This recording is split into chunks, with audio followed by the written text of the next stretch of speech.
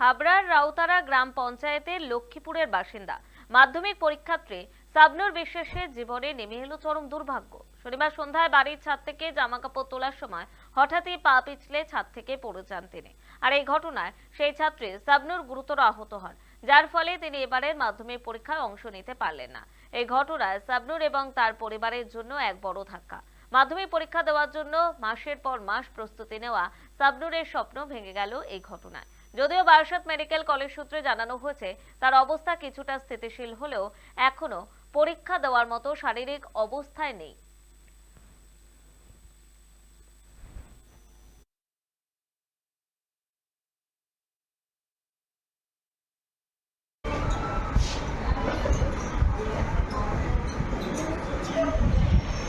না ভিতরে মাইনে দিতে পারবে না।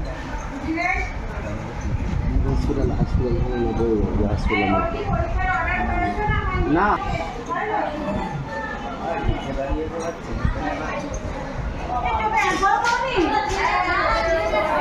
ঘটনাটা ঘটেছে গত পরশু 9টার সময়।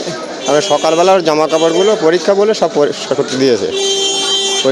এখন আমাদের নতুন ছাদ হয়েছে দুতলা। এখন যে প্যারাপিট গাঁথে 6টা করে ইট গাঁথাতে উপরে, সেটা গাঁথা হয়নি। আর ওর উপরেই ও কাপড়গুলো মেলে দিয়েছিল, জামাগুলো। রাত 8:40-এর সময় ও পড়তে পড়তে খেয়াল হয়েছে যে আমার কাল পরশু পরীক্ষা, আমার জামা কাপড়গুলো এবার বাইরে থাকবে। একাই ছাদে ঠেলে উঠেছিল। ঠেলে উঠলেই কাপড় যে নিতে যাবে, আর একটা পা অন্ধকার তো উপরে, একটা পা বাইরে চলে গেছে। আর তার সামলাতে পারে সঙ্গে সঙ্গে